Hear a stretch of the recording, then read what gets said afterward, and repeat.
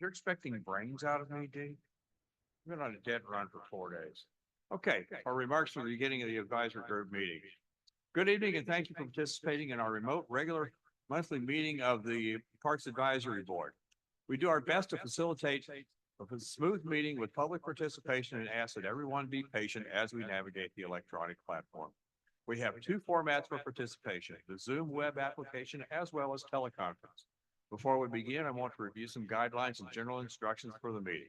Please silence your other communication devices such as your cell or desk phone. This will ensure that we are not hearing any feedback or causing interruption during the meeting. During the meeting, all participants on Zoom, except for board members and county staff, will be placed on mute by the host. This means that you will not be able to mute or unmute your lines manually. The chair will announce opportunities for public comment and which are included in the meeting agenda. For those on Zoom, if you would like to make a public comment, please click the raise hand feature to signal that you would like to comment.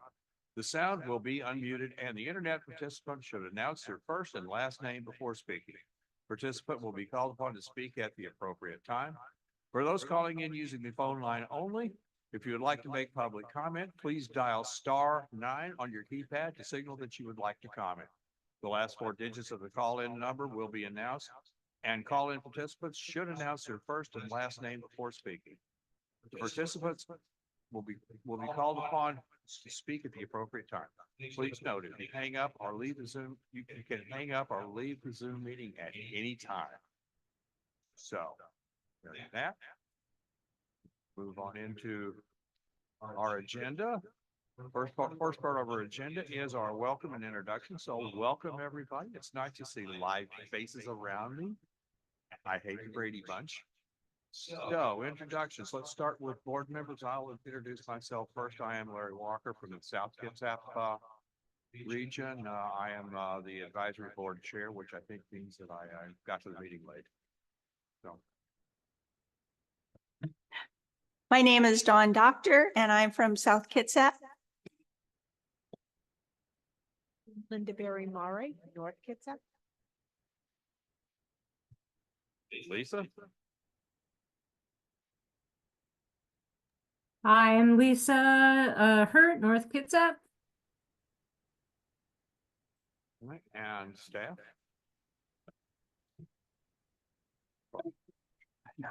Yeah, my name is Alex Wisniewski, Parks Director. Carmen Smith, Parks Planner. Ree Gagne, M&O Supervisor. And I'm Irene Weber, the Natural Resources Supervisor. Who is our wizard on the keyboard over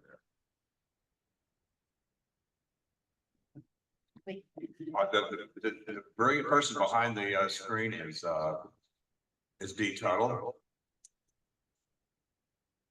And I'll go ahead and introduce myself. I'm Chuck Gazzetto, Public Relations and Communications Coordinator. Thank you. Sorry about that, Chuck.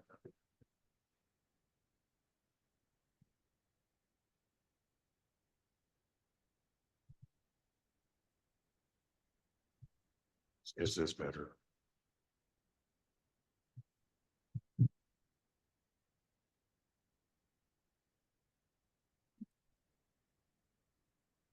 Okay, mic check, mic check. Is that better? Okay, that's all for you, Chuck. Thank you, Larry. Well, we will have to work our way through this. I don't know whether you can turn the gain down on this mic or not.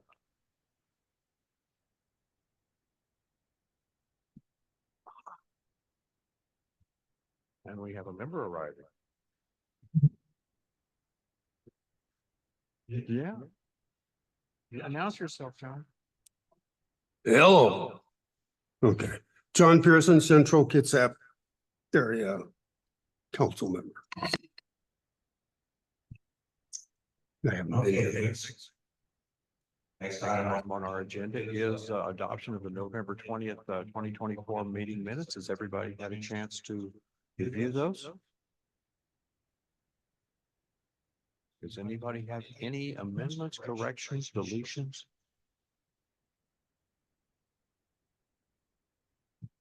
Hearing. I'm gonna entertain a motion to adopt this. I would second that motion. We have a motion and a second. Any discussion? Hearing no discussion, all in favor? Signify by saying aye or raising your hand. Aye. Opposed? Hearing none, we have minutes. We now come to that portion, public comment, 3 minutes. Limit per person, please.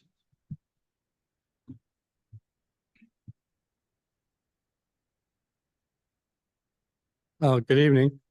Am I connected well there? My name's Hank Anderson and I live in Silverdale. Just wanted to express some interest and support for an eventual connection between the Green Mountain State Forest and Newbury Hill Heritage Park.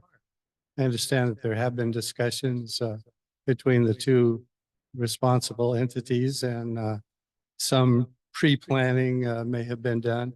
And I also understand that, of course, the cost of doing so is going to be a significant issue, especially for a bridge that'll have to go across Lost Creek.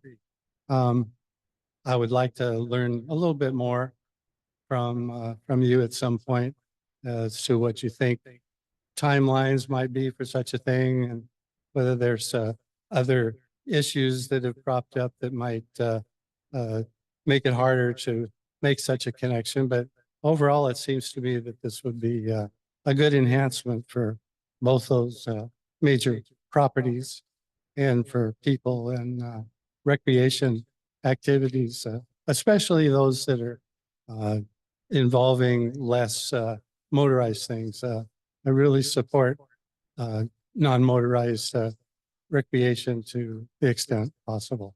Thank you. Thank you very much. Good evening, everyone, and Happy New Year. My name is Casey Pat, and I'm with the Kitsap Arcs, and I have a couple of comments.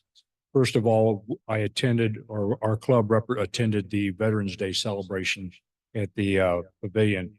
And I wanted to go ahead and thank everybody involved for holding that, putting that on. That was really a great celebration. And there was a lot of activity, and I like this, everything that went on about that. So thank you. Secondly, we're currently having our EAA KARCS Cooperation Young Eagles build. The aircraft is basically already assembled, and now the kids are in the process of covering it and are hoping to be able to go ahead and fly it approximately the first weekend in March. So we're looking forward to that. So it's well attended. We have 8 kids that are part of the build, and this is our second year in doing this. So thank you, everyone. Thank you very much. And Casey, loop me in on that when that's gonna happen, because I might be able to convince my wife to let me come out and watch.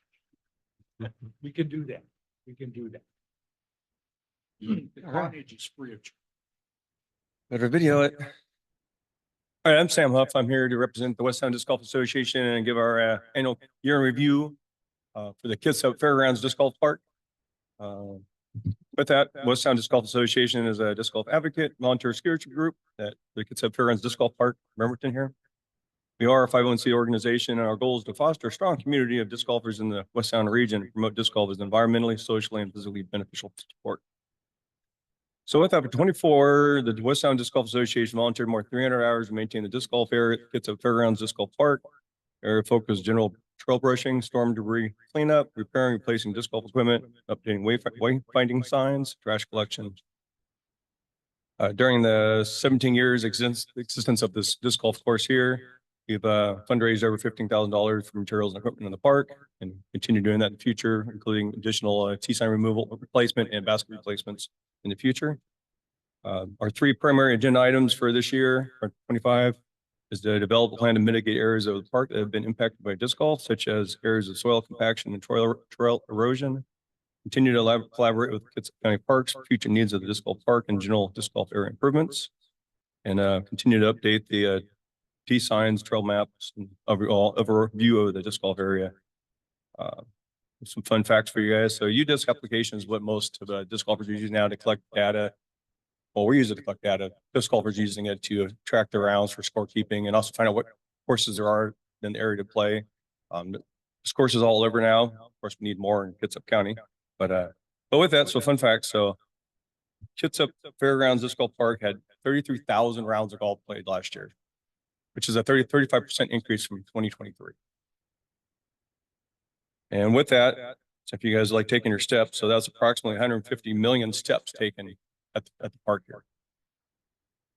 And with that, players spent an average of, not average, players spent 58,000 hours on the park, which the presence of park users have been a great surveillance tool to deter vandalism and homeless encampments. So we're here 7 days a week on the park's property to be able to report anything. The presence is one thing, but also be able to report to kids at parks if we see something too, which there has been some reporting throughout last year that helped awareness doing the timber theft at Square Lake and then camps and stuff like that. So, but that though, we just want to continue being on thing. It's things are looking good. Things are just growing, and definitely need more courses in the area. So, like to further the talks about Square Lake and other potential areas here, hopefully in the future.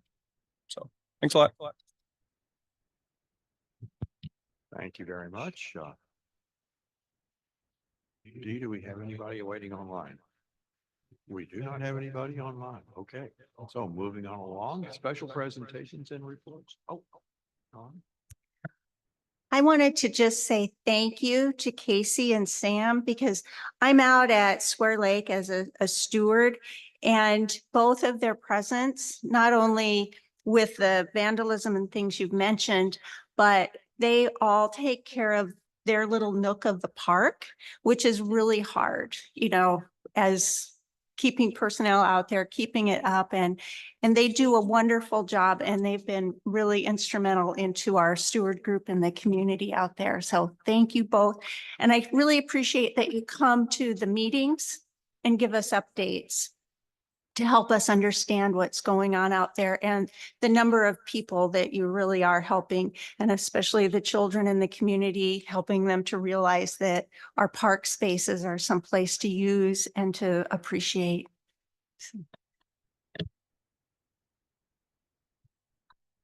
I also wanted to say something. There's been two big things that affect parks the last couple months since we've met. One of them is Eric Baker at Kitsap County, who has worked directly under the commissioners in a whole lot of different titles for 34 years, has left and will be sorely missed. Eric was an absolute key person at the county during the whole Kitsap Forest and Bay Park acquisitions in the north end. I think there were a series of at least 10 really complicated transactions that Eric was the go-to person for, and also the record keeper, and an incredible memory. So that is a big loss.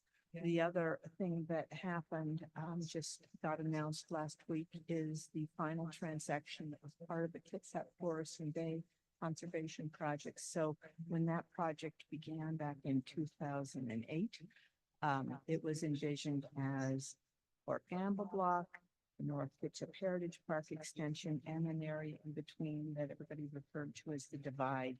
The Great Peninsula Conservancy made a smaller acquisition, I'm guessing 2014 or 15, but just last week got the final piece, which is 467 acres with the assistance of the county and conservation futures.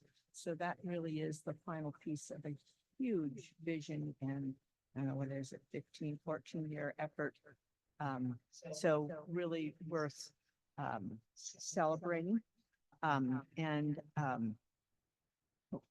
That's, I just wanted to share that because I think both of those are huge. As one is a big plus and one is an Eric will be missed.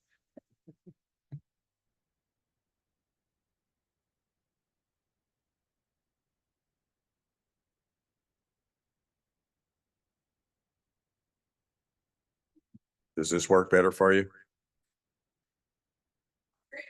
Okay, Chuck, mic check. I've never heard a better voice, Larry. Thank you. Okay, people, get your rings and watch out of this stuff. All right, well, thank you very much. Now, special presentations and reports. We have a brand new person with us. Alex, would you care to introduce? Yeah, thanks, Larry. So as we do when we bring on new management, new leadership, new staff members into Parks Department, we always do our best to try and bring them and provide an opportunity for an introduction to the Parks Advisory Board, especially those who are going to participate in our meetings moving forward and having a big role in the management of our Parks Department. With that, you all know the struggles that we have had really over the last 4 to 5 years to fill a Parks Planner vacancy. Since I was hired in 2021, the position was vacant and frozen. Up until Monday, we were able to fill that position for a 1-year period of time. And the rest of the time it was vacant, and we have struggled to get applicants in there. We've gotten really close a few times, and for one reason or the other, it didn't work out, didn't come to fruition. But that may have been fate on our side. And no pressure, Carmen. In that, I want to introduce Carmen Smith. Carmen is recently hired as our new Parks Planner. She comes to us from far away in Kingston. She's a local Kitsap County resident, and recently got her master's and worked at a variety of different places under the planner banner. And I'm going to turn it over to Carmen to talk a little bit about herself and her background and how she got here. And if you have anything to say or questions from the advisory board afterwards, by all means, engage. Thank you. All right. Thanks, Alex. Hi, everyone. It's great to meet you and Lisa online. My first day was Monday, so I'm really excited to be part of the Parks Department team as in the planner role. As Alex alluded to, I am from Kitsap County, grew up in Kingston, still live there. Actually got my start in planning at Kitsap County in DCD. I was an intern there in my undergrad program, and then stayed on as an employee for a couple of other different projects. So I was up there for about 2.5 years, and that's where I really learned what planning was and found that I was interested in it and wanted to learn more and do more in the planning world. So I ended up going to the University of Washington. I got my graduate degree in urban planning there. And then worked in planning consulting in a couple of different firms in Seattle and got to work in communities all across the state on a variety of different projects, primarily long-range planning, lots of comprehensive plans, lots of sub-area plans, environmental impact statements, that type of work. And then found myself really wanting to work in one jurisdiction and be grounded in one place versus the consulting world. So I most recently was with the city of Edmonds, primarily doing permitting work. But ultimately, it's always been a goal of mine to come back to Kitsap County. As I mentioned, this is my home. I care a lot about this area. So I was really happy to see the Parks Planner position listed. I've always been interested in parks work and wanted to do more with that. So really happy to see it and even happier to be here, part of the team. So great meeting you all, and I really look forward to working together with the years. We are so glad to have you. Thank you for saying that.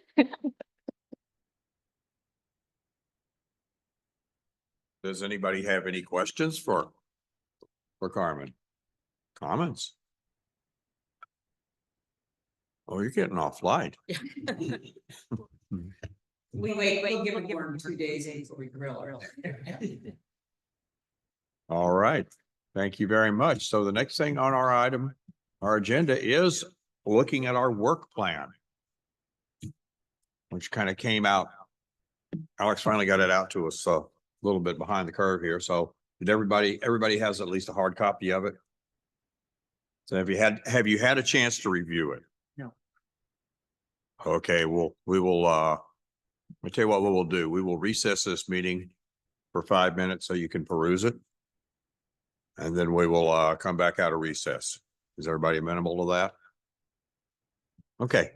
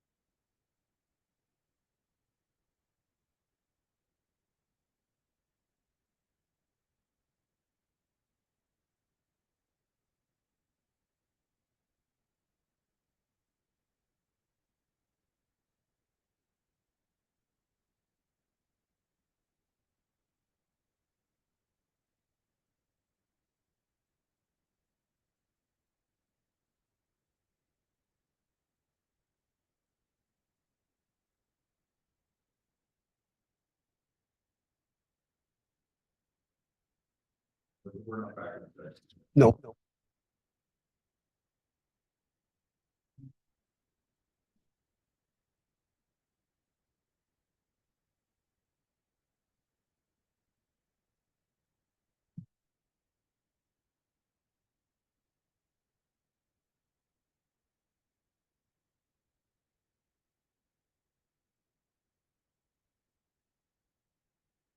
All right, I'd like to call the meeting back to order. So everybody had a chance to read through.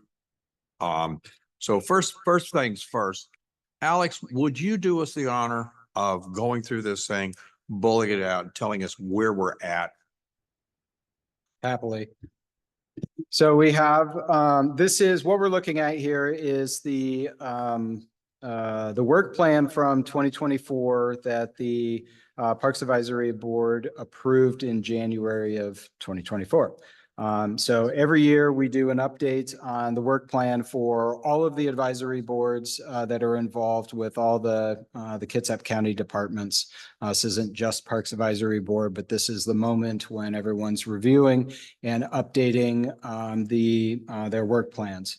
On here are some pretty big ticket items, including the pros plan, the park code update, the event policy update, the bylaws for the Parks Advisory Board update, and community and youth engagement. This is finding ways to engage with community youth across Kitsap County to become involved in the parks. Quick update on each of the items. The pros plan is probably the one that, well, pros plan and the events policies are probably the two that you're most familiar with because those have been to the Parks Advisory Board at a number of touch points over the course of 2024. Some of those good meetings, some of those have very frustrating outcomes, really looking at you, pros plan on my screen here. Nonetheless, both of these items are carrying over into 2025 for their review and approval process. In December and we didn't have a meeting, but we did post the director's report and send that out, which also included a updated pros plan schedule. So I'm just saying it does carry forth into 2025. So I would recommend keeping that one on here as well as the events policies. I mean, those are kind of make sense. And events policies are going through an update right now based on feedback from the legal review. Once that is complete, it will come back to the Parks Advisory Board subcommittee, then come back to the Greater Parks Advisory Board, and eventually make its way to the commissioners. That it will happen over the course of a number of months in 2025. So premised on that, I would also recommend keeping the events policies as a work item for Parks Advisory Board. Park code updates is 30 years in need at this point, at least. It was last updated in 1971, I believe, or 72. It is extremely outdated and it is in conflict with another item that's on here, and that is the bylaws item. There are some things that are called out in the bylaws and things that talk about the Parks Advisory Board and the Parks Code that are in conflict with each other. And so those both need to be rectified. And those we hope to move forward in 2025. Prior to our past legal representative for the Parks Department, she took a minute to put together kind of some draft ideas on updates to the Parks Code. So it gives us a launching point. She's no longer with us, unfortunately, but they have backfilled her vacancy. And it gives us a starting point to begin the conversation about updating our Parks Code. And I think I would like to move that forward in 2025. So I can't guarantee we would finish it in 25. It could potentially carry over into 26, depending on how busy the commissioners are and legal departments and all that fun stuff. But at least for the sake of involvement from the Parks Advisory Board, I think we certainly can work that into 2025, especially with the Parks Planner. Helpful. Community and youth engagement was a one that was, I don't have a whole lot of information to offer on this, and I don't think we made great strides in 2024 in this arena. I think it needs a bit more thought to figure out what exactly does this mean, does it look like, and how might we then be able to come up with strategies to move it forward. We've just not had the capacity to touch on it. So this one really hasn't had much momentum. So that's kind of a description of these and a status update. Larry. Yeah, Dawn.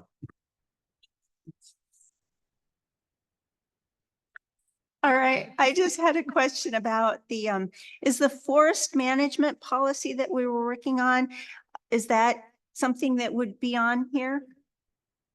It certainly can be added. So again, this is what we came up with in January of 24. And so in an update for 25, that is a major policy that we are doing the update and bringing forward. And whether it's on here or not, it's coming to the Parks Advisory Board. So it would be, it certainly would be good to add it.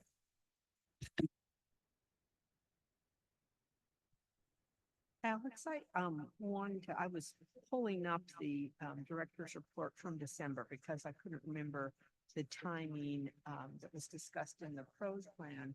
And that looks like that was supposed to happen pretty quickly, but I had understood that the Port Gamble framework was going to have some additional work, that there was going to be some consultant work on a wildlife inventory.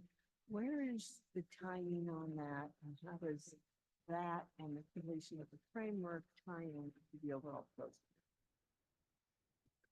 So the wildlife study that we're planning on doing this year is a baseline utilization study, which is essentially a wildlife survey that looks at the park and finds more or less hotspots of where there's a lot of wildlife utilization, where there might be some areas that we might want to avoid depending on what species are using it, if there's any sensitive species in the park. So that when that work is done, which we are planning on doing, usually that's done during the spring and summer, that type of work. When that is completed, then that will be folded into the existing framework and look at overlaying with, the plans that have been laid out in that framework to see if there's any potential conflicts and maybe some adjustments made to trail alignments, trail corridors, things like that. So then I believe at that point, we may bring it back to the consultants. Not quite sure exactly what that process will look like yet. Carmen's only been here for 48 hours, so she hasn't made a plan for it. But then at that point, it'll get folded in and there'll be another, and then hopefully at that point, we'll be able to have the framework completed and then approved, which I think is end of the year, hopefully, fingers crossed. Ideally, but I wouldn't be surprised if we do the wildlife utilization study. And then in the second half of 2025 is the update to the framework where it incorporates the results from the wildlife utilization study, make the recommended edits and adjustments. It gets rolled back out to the public to show the updates. And then it goes through its public process review and ultimately going to the commissioners for approval. I know that this is waffling back and forth. I will admit that. When we first started the framework process, what staff was indicating was we were going to take it to the commissioners for approval. Then there was a period where ultimately it was determined it doesn't need approval. It's a 30,000 foot planning document, and doesn't necessarily require that. Regardless of that still being the facts, we have indicated to the public that we are going to take this to the commissioners. And so we have made the decision back at the staff level that that is the direction that we are going, but not until after we've done the wildlife utilization study. The reason we're doing the wildlife utilization study is because in the environmental analysis piece of the base layer of the plan development, this is the one thing that we have heard a lot from the community at large as a missing component of that. And so we're trying to incorporate it now. Dawn. I just needed a clarification because sometimes we use the word framework but that's the equivalent of a park master plan. Is that correct or not? And more clarification as to what the role for the Parks Advisory Board. If you're taking it to the commissioners, you'll eventually bring it to us as a board and ask our input before you take it. Is that correct? That is correct. Yeah, pretty much any time that we have a major policy or some type of, big piece of management that we are working on, it will always come before the Parks Advisory Board for review, for that community touch point that all of you are. And it will go through that before it goes to the commissioners. That is one of the primary purposes of the Parks Advisory Board. And again, when you as a board make a recommendation on a policy, whatever decision you decide on, that recommendation you're not recommending to staff, you are recommending to the commissioners. The commissioners appointed you, you respond directly to them, not necessarily to the department.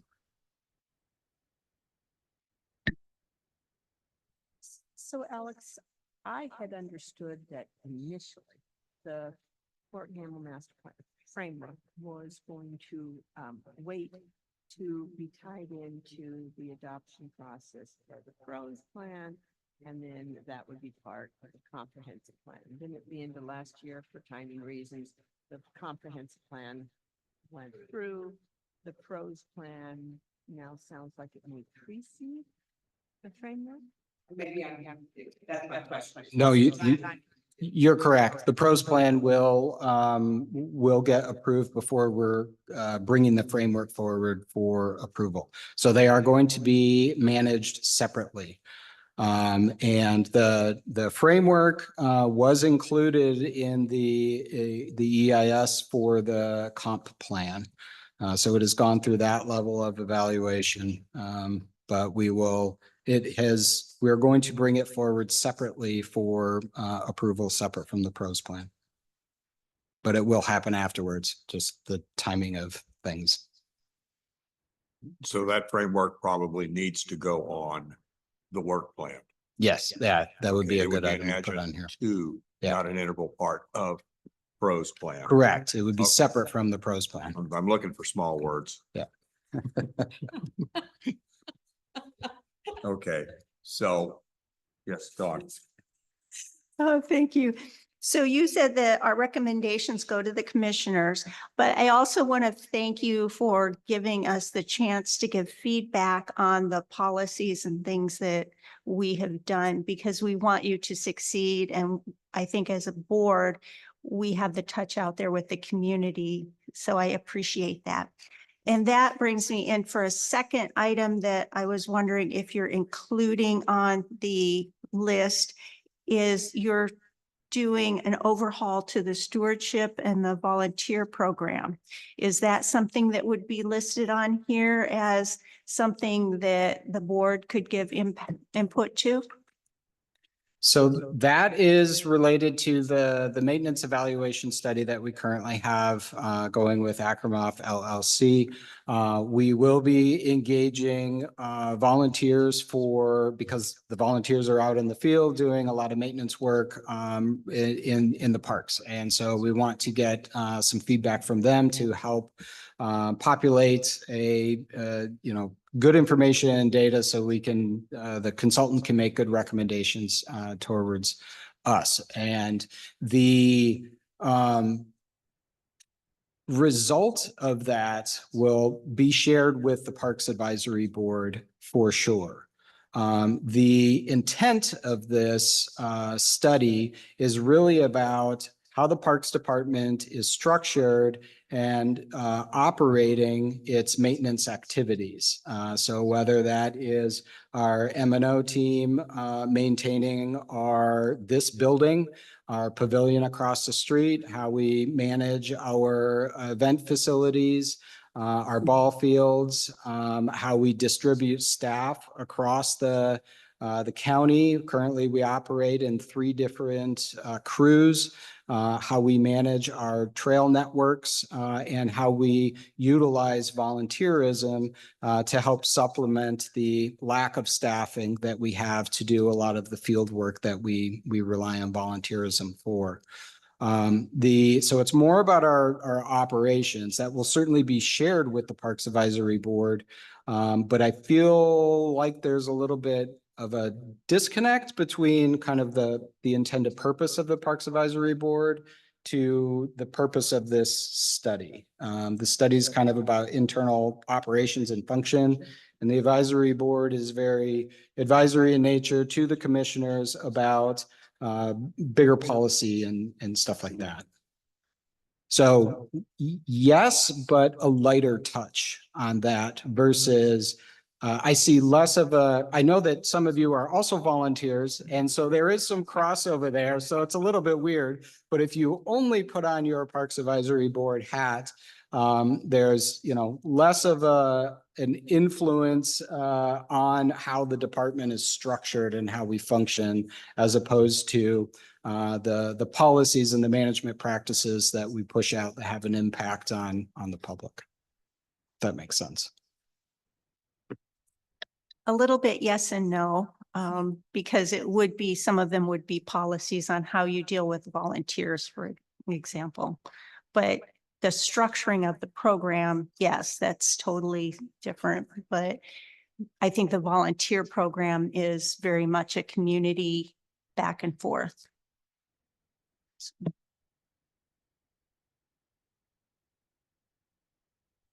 Lisa? Yeah, and I agree kind of with Dawn a little bit in that pre-pandemic, the stewards pretty much ran the parks. I mean, they were a huge part of the volunteerism, I guess you're calling it, but I think it's an insult to the stewards to call them volunteers, even though they do volunteer their time, because there's a huge pool of knowledge and willingness to give that knowledge to the parks, and by shutting them out and leaving them behind, it's doing an injustice to the parks, in my opinion. I don't believe we are shutting them out or leaving them behind. As I indicated, we are going to include volunteers to meet with the Glenn Akramoff to provide some feedback and input on the types of activities that they do in the parks and how things happened historically, to help inform the recommendations that he's going to provide to help us align our staff with the operations of the department so that we are more efficient than we are today. That is the ultimate goal. Is we have a very, very small amount of staff to manage a very, very large park system. We desperately need to continue the use of volunteers to assist. This But we also need to realign staff to help manage the volunteer program in, you know, in an effective way. As well, we need to look at the reconfiguration possibly of our internal, you know, maintenance teams and how we function and where they meet each day. You know, this study is a touch point on volunteerism, but 99% of it is not about volunteerism.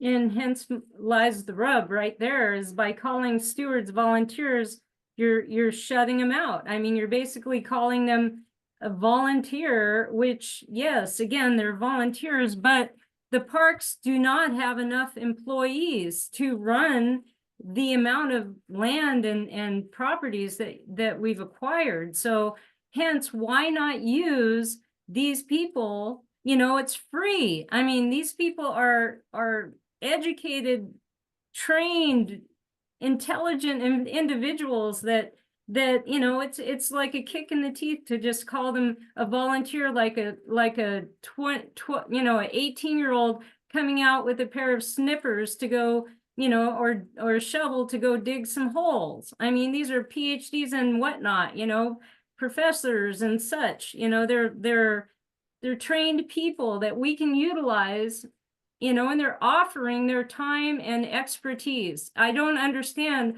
why there's a problem. And insisting on calling them volunteers. That's all. That's kind of, it's just, I just don't understand, you know, why you have a resistance to that is all. Okay, I'm gonna weigh in here just a little bit and everything. I appreciate what you say. You know, I like them as long as they don't call me late for lunch, whatever they call me.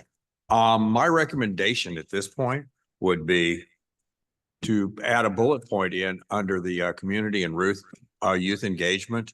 One more bullet point, review stewardship operations and assist county in developing good plans to work with stewards. I would agree with that. What do y'all say? I would agree with that as well. Okay, did you capture that? Or is Dee gonna have to transcribe Texican? We'll get it. All right, thank you very much.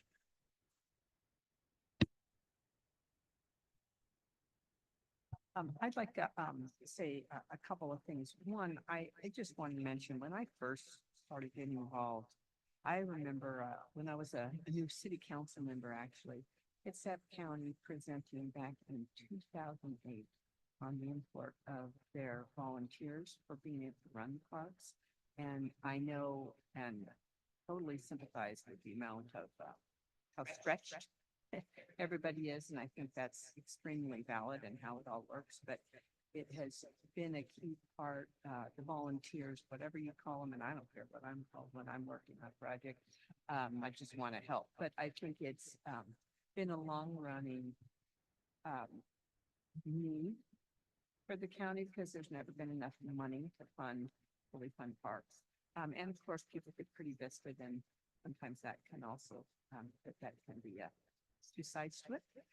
The other thing I wanted to suggest as a bullet, and I'm not exactly sure what how we should address it, but last fall, the Parks Advisory Board wrote a letter to the commissioners giving our advice on how we fund two positions. And we suggested that instead of funding two positions from the timber harvest, that we get to one. I haven't heard the outcome of the budget, but I assume our advice, well, I don't know what the outcome is, but I do think that if that hasn't changed, that we may want to have a bullet in here for addressing that and weighing in with the commissioners next year again. The two positions for the fiscal year 2025 remain in the forestry budget. But your letters that was sent did not fall on deaf ears. It did spark a good conversation. both amongst the commissioners that were in office at the time with the budget office, and it continues. It's ongoing.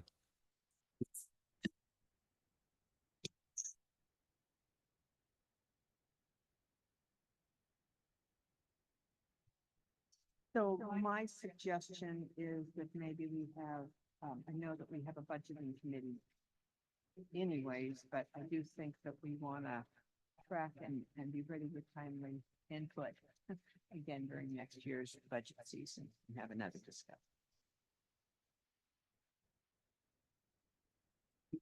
I believe that would that bullet point would probably land in the tier 3.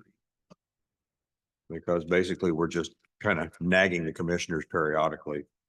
That would be a tier 3 low priority. For, you know, in the grand scheme of things. Yes, I can assure you, our letter did get read. Because I could tell when Alex sent it to them. Because 20 minutes later, my phone rang. That's good. Yeah, sure. Hey, Linda, could you speak into your mic a little bit better? Because we can't hear you out here. Dee just changed my mic. Sorry, I guess it wasn't registered, so. I just, can you hear me now? Well, now it's echoey, but yeah, okay. Yeah, there's a problem with that mic, I think.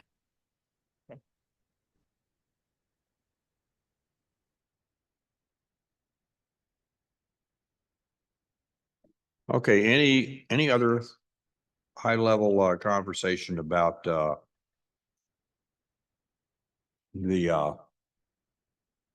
work plan? See, we've got to add one bullet point into the community and youth engagement for about the stewardship, a bullet point in on tier 3. Are Alex or on our tier 1 stuff, is that still fairly accurate? The bullet points that are on that?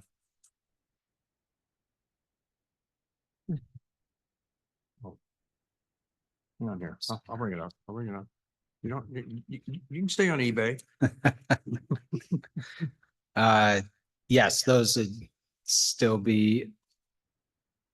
Oh, I could see, I mean, I could see park code maybe moving down to tier 2.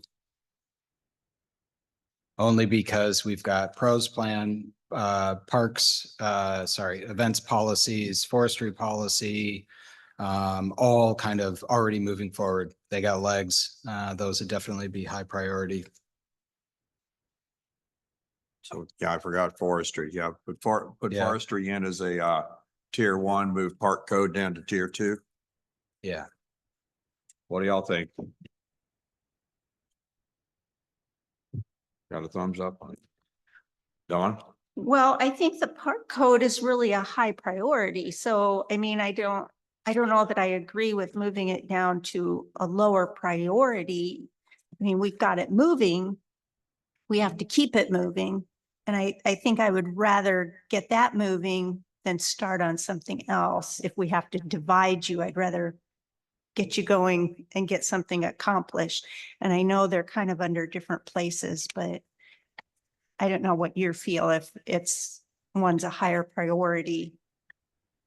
That's fine to put it in tier 1. I don't have a problem with that if the board wants to keep it there, if for no other reason, like to show the how important it is. So, yeah. I agree with Dawn.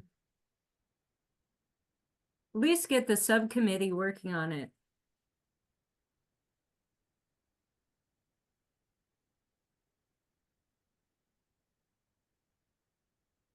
Okay, so parks code will stay in tier 1. We'll also add forestry into tier 1. And I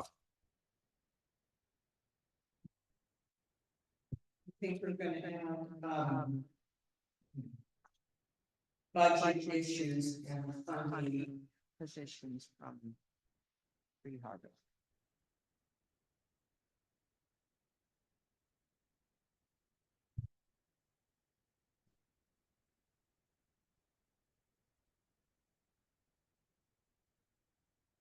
you got your cocktail napkin edits there.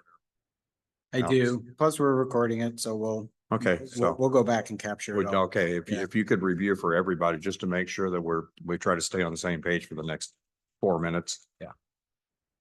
Well, you want me to run through this? Yeah, if you would, please. Oh, okay. All right, hang on. If you want to borrow this one. I got it. All right. Okay. Pros plan, tier 1, parks code, tier 1. Events policy updates, tier 1, bylaws. I don't think I heard anything on this one, but I'm assuming it is tier 1. Forestry policy, tier 1. The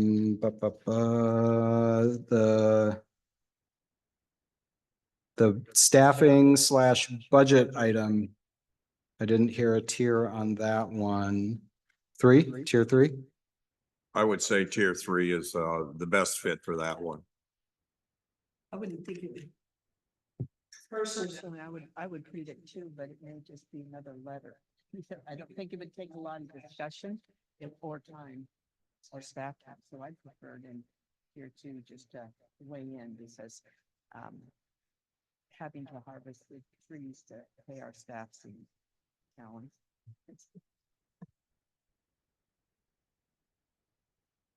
Okay, tier 2 on that one. Let's see, we had, and I guess the last one is the Port Campbell framework, the update there. I haven't heard on that one. Dawn? I have an issue calling that the Port Gamble framework because it's kind of the master plans and you're dealing with that across several parks, right? The county is dealing with the use of the term master plan, and that is because in code, master plan as a term is defined more about large developments, and that's like housing developments and commercial developments, and that's not how that term gets applied in the parks industry. And so because there was some confusion there, we have kind of backed off that and used it as the term framework. Personally, I think master plan rolls off the tongue because that is what I'm used to using everywhere else I've ever worked except for here. It is just a challenge here. Okay, I'm happy to call it framework, but I guess I'm still saying that Coulter Creek and now you have a new Eglon coming on and you still have a couple other places that will need work. North Kitsap, I think, is another one that's lacking or it's very old. So I would like to see that all in one, not just itemized as a Port Campbell item. Does that make sense what I'm asking?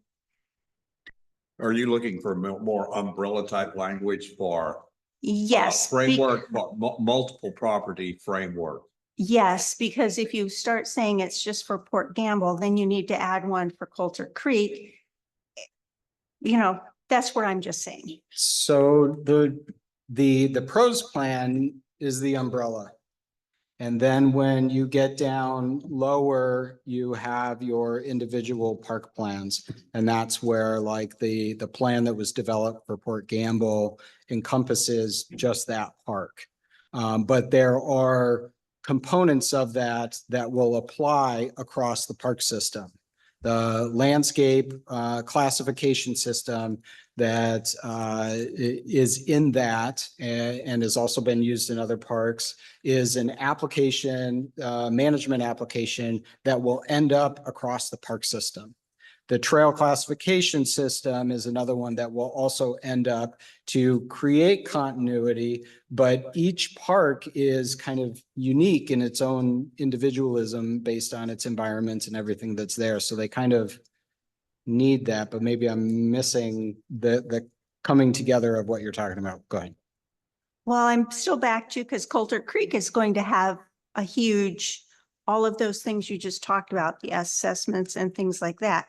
So I'm just concerned if we start itemizing that thing as Port Gamble, I would rather hear it as what you just explained as frameworks that we're going to use throughout the park system rather than saying we're only working on Port Gamble. I think that leaves a bad taste in people like my park, and So. if you're using it throughout the system, let's talk about it as a system-wide, not as a Port Gamble, because we're going to use it in the same time frame for Coulter Creek, correct? So I guess I'm not exactly following. I can see the coming up with a planning process, and certain department level applications like the landscape classifications, trail standards, et cetera, that apply everywhere. And you could kind of create this, this planning framework that all of the parks would then kind of get filtered through, that when we're doing a plan, it's like, here's the recipe and that's how we do it. Is that kind of what you're talking about? I'm just arguing about using the term Port Gamble in the itemized thing on here, because I could argue that for the land classification system, we've already got that incorporated into the framework from the 2 times before with Coulter Creek. And I could say that maybe we should call it the Coulter Creek one.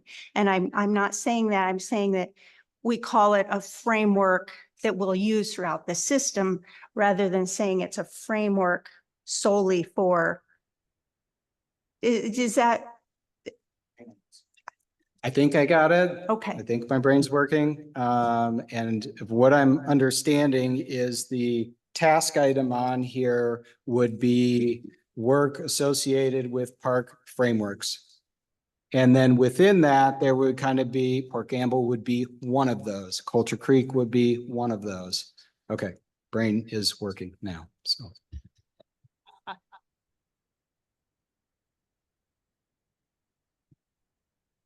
Lisa? Yes, great. I would like to second that, because it was like the North Kitsap Heritage Park master plan and all the other master plans, and it was a Port Campbell Forest Heritage Park master plan until all of a sudden it became a framework. And it was like, it threw so many people off. I can't tell you how many calls and concerns I was, were directed at me about what happened to the master plan. And it was like, it just shocked a lot of people that all of a sudden it became a framework. So yes, I think that Dawn's on the right path there by saying they should be consistent. Everybody then should be having a framework versus a master plan, because, it's confusing. It's confusing for everybody. I second that. It's been confusing to staff too. I just want to make sure, John, that, this is buzz, I'm not sure why, but the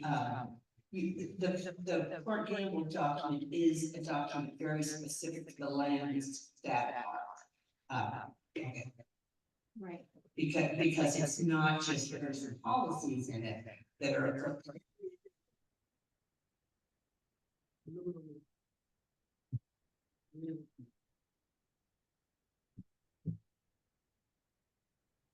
I think there are some policies within that framework that will be used in an array of parks as we move forward. But overall, most parks in the county system never had a master plan. I mean, this was unusual in that it was a professionally prepared document that was grant funded. And that was, that's the background. So to my knowledge, there have been no other frameworks, master plans created for the park. There have been some volunteer documents that some of them were adopted and some of them weren't, but this framework was the first time, to my knowledge, any park within the county system has had a major plan. I don't think so. They've had, Banner has had one, all of the heritage parks have some form of a master plan in the past, or it's online. You can look at them and read them. Coulter Creek has one of the few forest management plans from others, and they're all together. But I guess I'm just worried that if we as a park advisory board start choosing items based on one park and naming it, when these needs cover all of the parks, especially our larger heritage parks for plans that are need to be have larger community development plans, I guess is what I'm saying, versus a smaller park that's just a corner park. And I would just, I can see issues with the community if we start saying we're dealing with Port Gamble when we have another park that has also the same needs. And yes, I understand, Linda, that they're all very unique and very different, but they all need some form of framework. I mean, that's why we're hiring Ms. Smith, is that the basic framework is there, the basic surveys may need to be done. And I don't want to just say that we need to follow through on one park. Okay, it sounds like everybody's in agreement that we're not going to be park specific. We're going to actually be a system-wide discussion of framework as for our work plan. And underneath that bullet point would be listing the various properties that still need to do a master framework. Gonna make your teeth hurt. Okay, so anything else, or can we move this on along? All right, well, thank you very much. Good discussions. I appreciate all the input. Wonderful, wonderful conversations. You make my job easy. This is not a challenge. Yes, Alex. We can update this and bring it back in February. All right, we have our first agenda item for February. There you go. All right.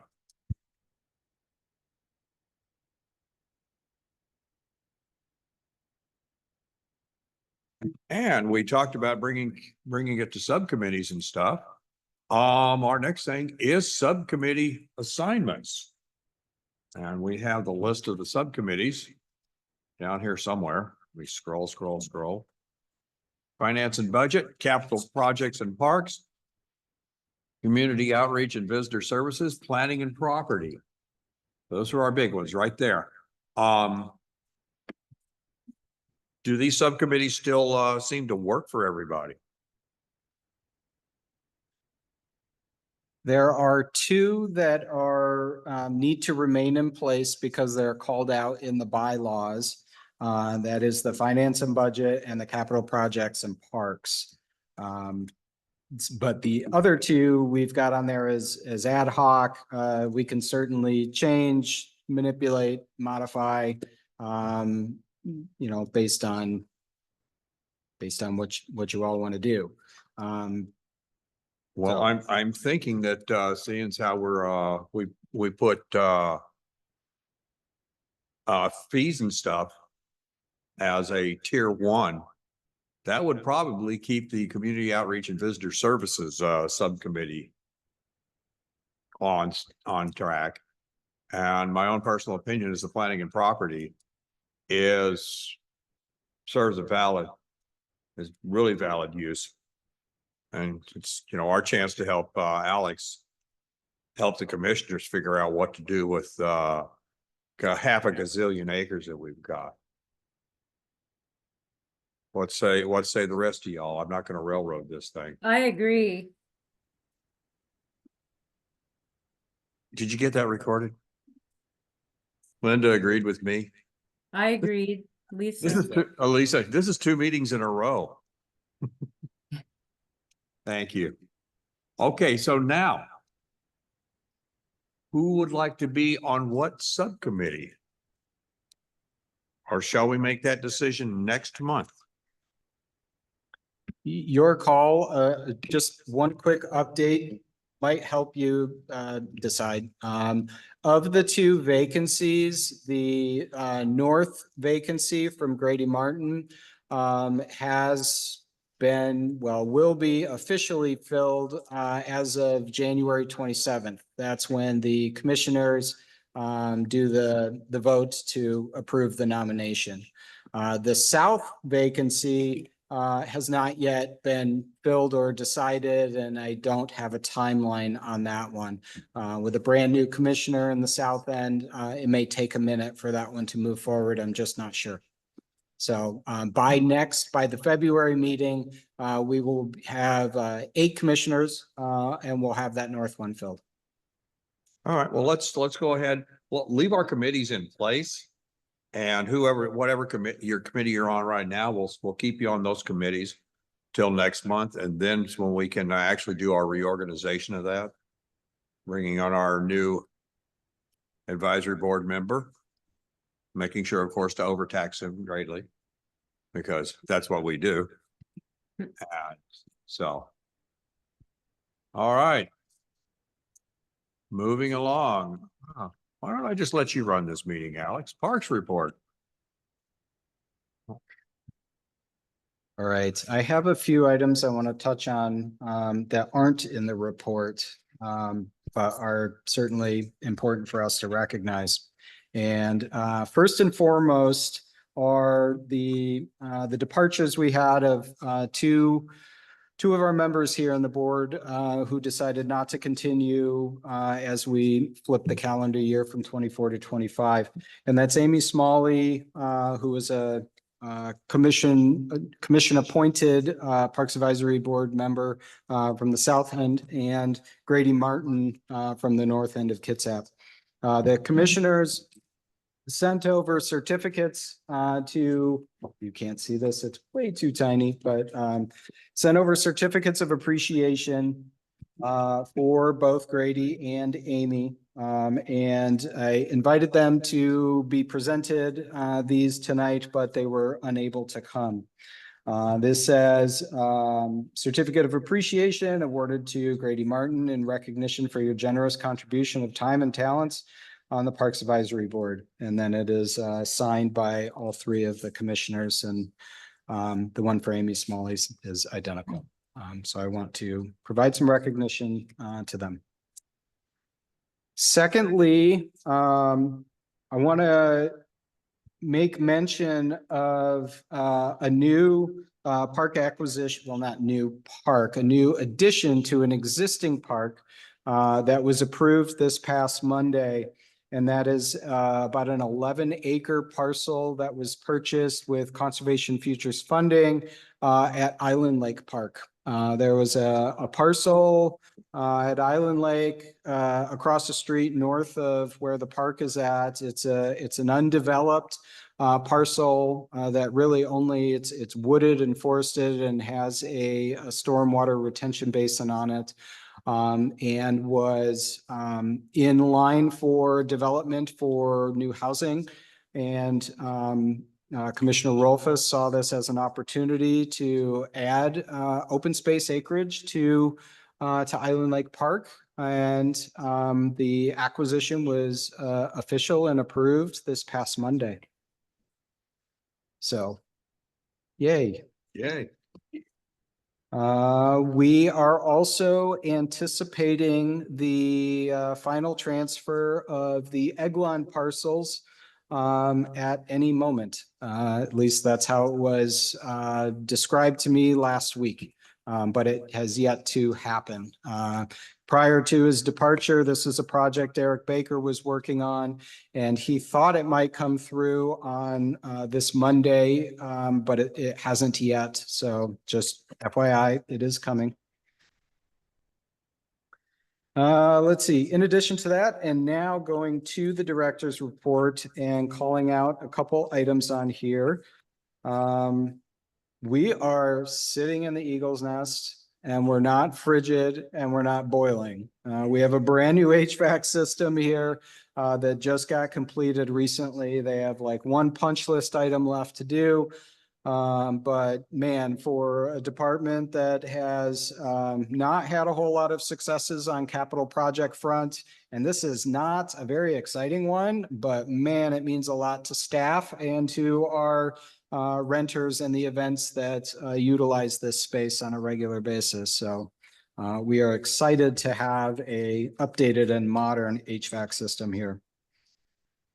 Port Campbell Forest Heritage Park, the North Gateway parking lot. We had been on track to conclude, design work was concluded a couple months ago.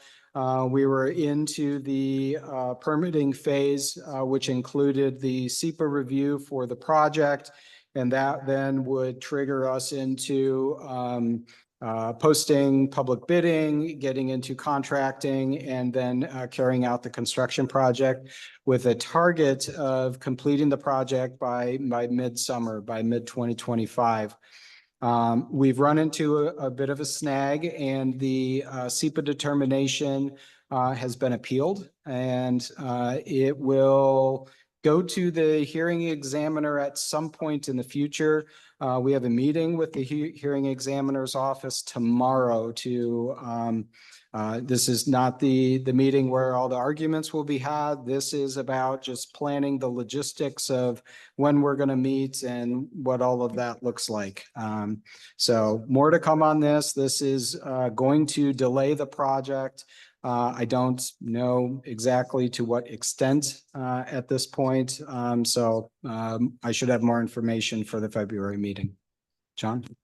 Who appealed the project permitting? 2 community members. Will they be responsible if they lose their appeal for the amount of money that will be, that will be losing? No, this is part of their right as a citizen to, if they feel that there is something in error or was decided incorrectly, that this is their mechanism for challenging that. So it's okay.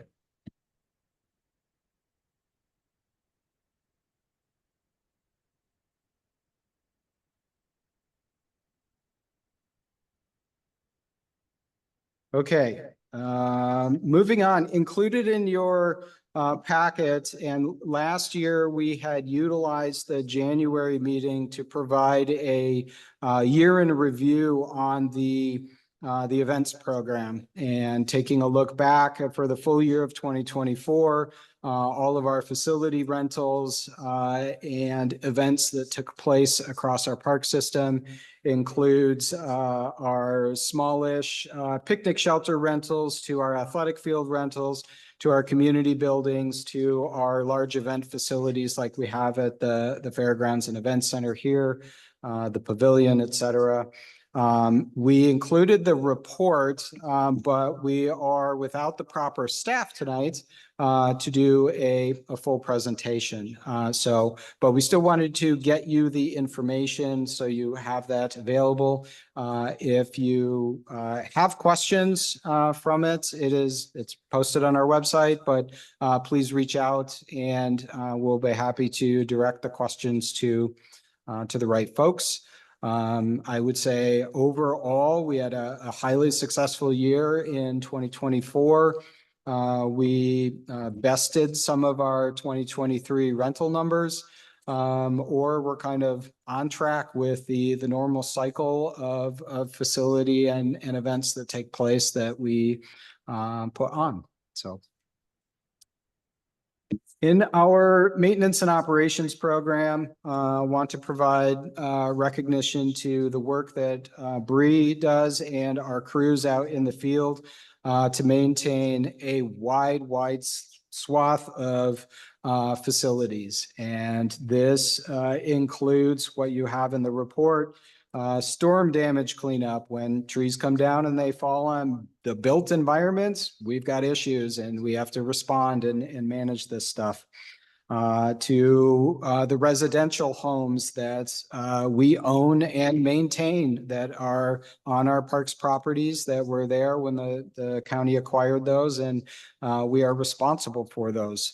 We are landlords in essence, and have a bound obligation to make sure that our houses are safe. And so we have done quite a bit of work to the Wynn Jones rental house. over the last month.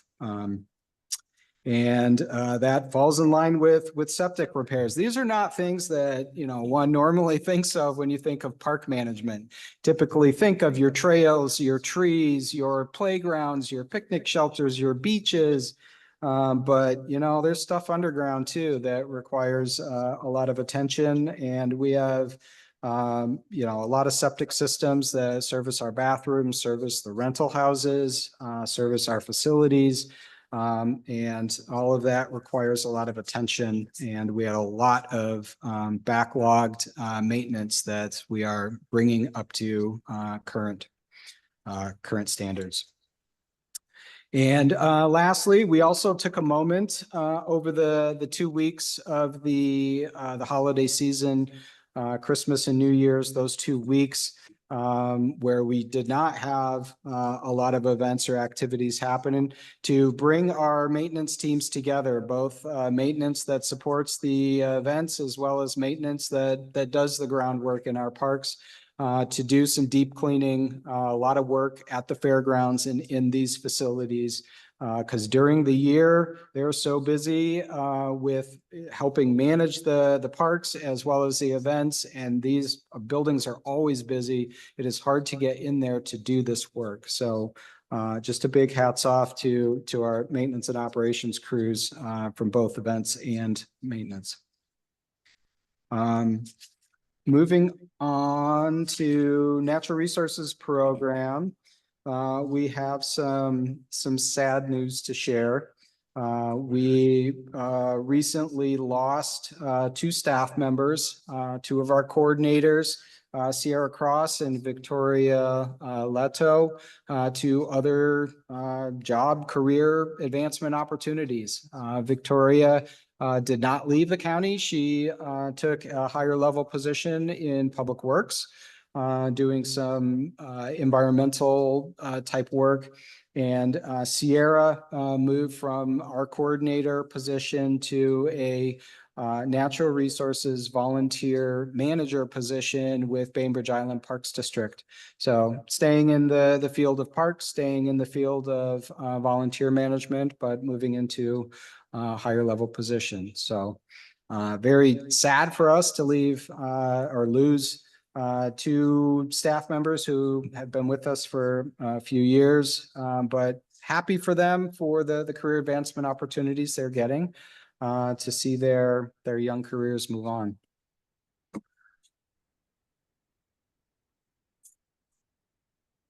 And lastly on here, and again, I wanted to talk about the pros plan timeline.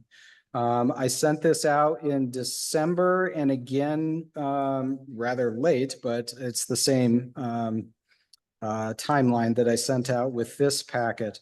However, there are a couple changes underway that I want to bring to your attention. They don't really impact the overall timeline, but there's a couple things that are kind of changing and they're TBD at this point.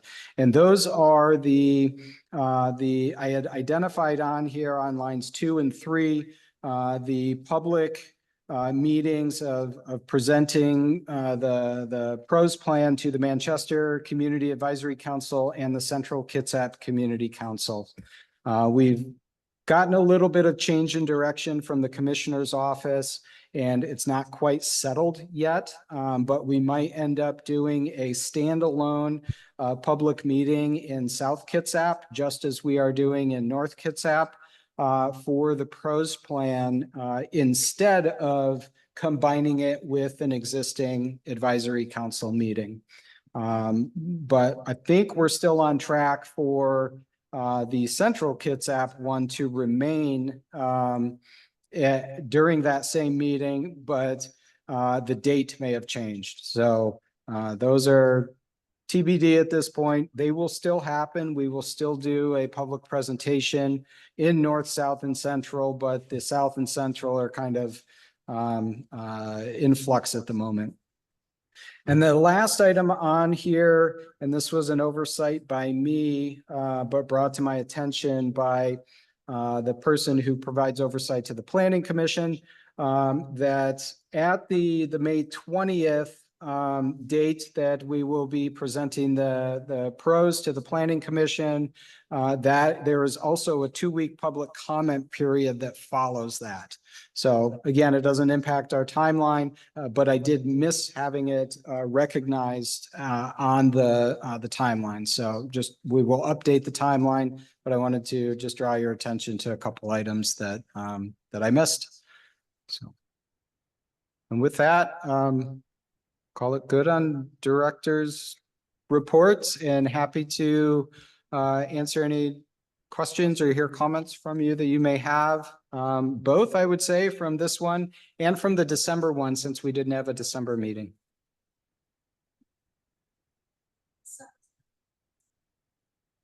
Lisa? Yeah, thanks. So the pros plan, if we want to see it like or hear about it earlier than we get presented it for the PAB, would we go to one of those meetings then? You're going to get the same presentation at the February PAB meeting. So you could go if you wanted. We are not distributing the plan at that time. We are just drawing attention to the fact that the plan will become available for the public on February 10th.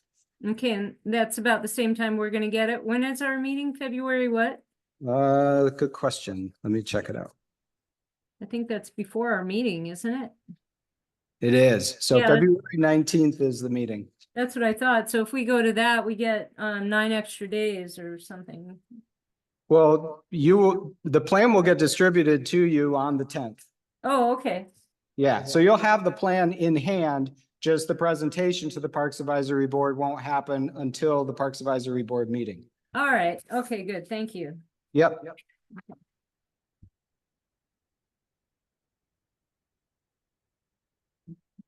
All right, thank you very much, Alex. Okay, next item is, Quick question, because I was looking at the December packet. So it looks like there is no Kitsap presentation scheduled. February 11th, or that's just the kickoff of the commentary. That is so there will be one on February 11th. We'll be at the Kingston Village Green Center. We've reserved a room there, and it'll be the same presentation that you get at the Parks Advisory Board, same presentation that we provide to the south and the central regions of the county. It's kind of the kickoff for that 5-week public comment period.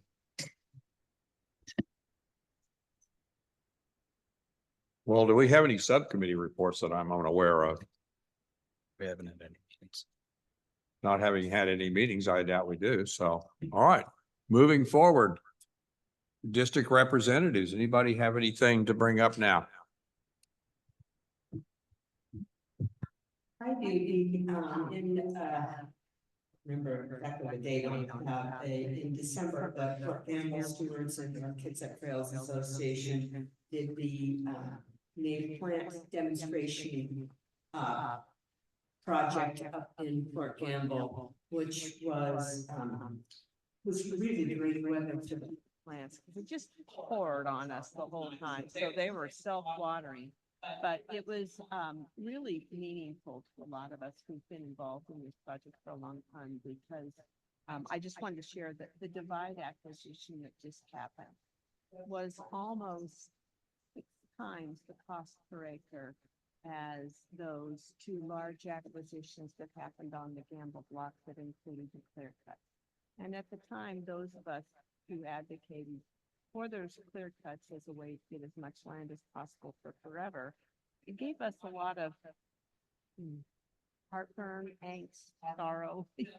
Nobody that are really parks people generally wants to go out and, do a clear cut. And it was really meaningful to start that process. Many of us had pledged back in 2013 to start seeing a mix of diverse native vegetation. And I know that parks in Arno and lots of volunteers have planted the cedar and some hemlock and I believe it's white pine. But it was really great to just get a start on it, even though it was a half acre. But it was also remarkable to me to see how much has come up. Volunteers, an awful lot of berries. The birds have been doing their job as far as the understory. So there was a lot of work diversifying the understory, but it is remarkable to see how in 10 years the plants are coming back. But I did want to share that it was really remarkable to see and the difference in cost in 10 years, because it was a hard thing to advocate for clear cut to grow a park. And many of us have had a hard time with it.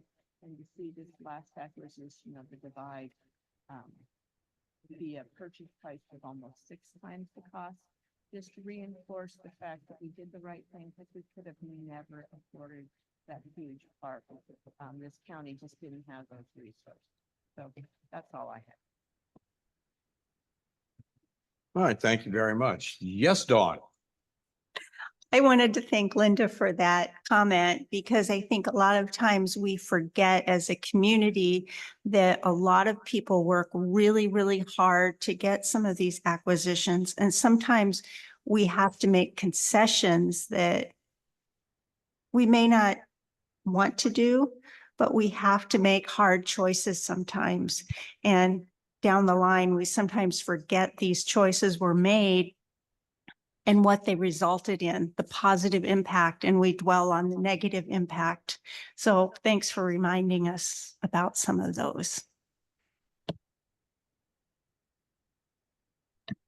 Lisa, you have the floor. Yes, thank you. So I have 2 things. Curious about Public Works and if they're in charge of maintaining that new parking lot that was built on the north at Port Campbell Forest Heritage Park. Because there are some major potholes in that right now that it makes it kind of unusable to go around the loop. So I just wanted to bring that to your attention, that parking lot's getting trashed where people go around, because it's just they do.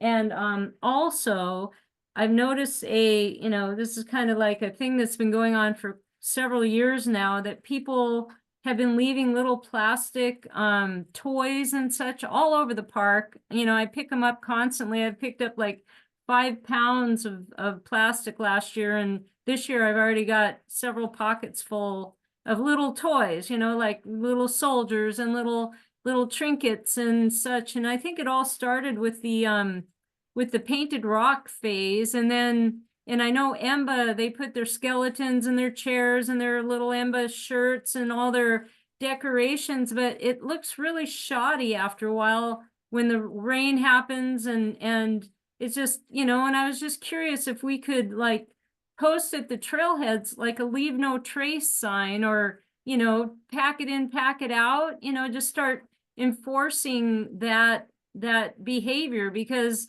it's stupid to walk through the park and see all sorts of little pieces of plastic toys everywhere. I'm not being a party pooper, but it's not in line with the park, I don't think.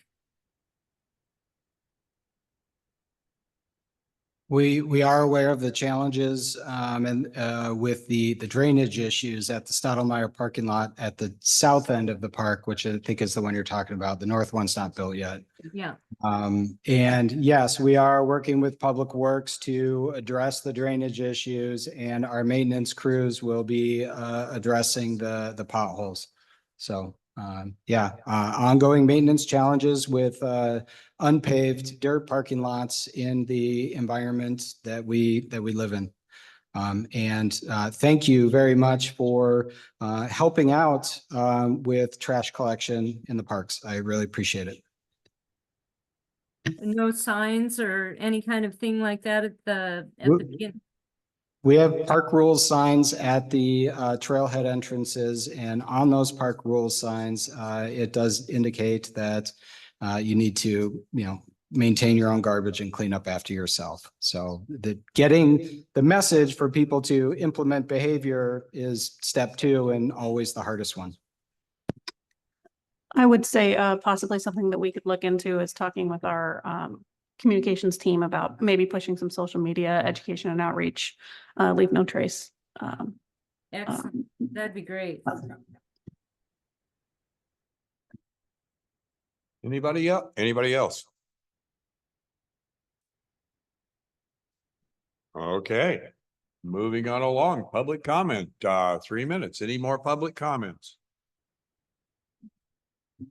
None online?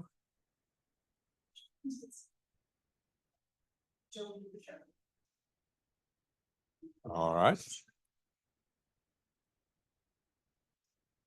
So we have Joe Lubisher for public comment, and Joe, I'm allowing you to talk. Okay. Good evening, everyone. Can you hear me? Yes, we can, Joe. I was starting to miss you. I'm glad to see you here. My name is Joe Lubisher from Indianola. For the record, 3 points.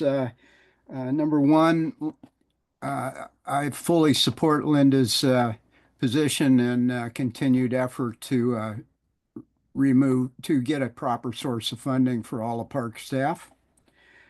Number two, I believe it was a year and a half ago, commissioners were presented with a legal opinion in regard to park plans. And that opinion was that park plans are land use plans under the Growth Management Act. And as land use plans, they have to be approved in the context of the GMA. To the best of my knowledge, that's never been done for any of the park plans. And in regard to which ones are up for consideration, you talked a lot about the PG plan, and everybody keeps forgetting about the North Kitsap Heritage Park plan, which has been sitting on the commissioner's desk now for a full 6 years. Okay. My third point is to the PG land use plan. I think it was 2 years ago, I pointed out the deficiencies of the plan with regard to wetlands and buffers and riparian management zones. And that issue still stands. The framework incorrectly states there are 8 wetlands. I presented you with studies showing at least another 16, and that's on a relatively small portion of the park that was searched. There is no effort been at all to identify buffers and riparian management zones, which in itself is a really simple GIS task. And the importance of that is that if you want to do projects, you need to know where those things are before you seek approval before DCD. And continuing to ignore looking for that information just puts you in a difficult spot of making plans ahead of time with insufficient knowledge, and you're going to end up making wrong decisions and decisions that potentially will cost you more in the long run. So the wildlife management plan, it's great. I support it. I mean, there's serious fragmentation already in PG Park, but it's only, it by itself will not resolve these other issues. So thank you. Thank you very much, Joe. Dee, do we have anybody else?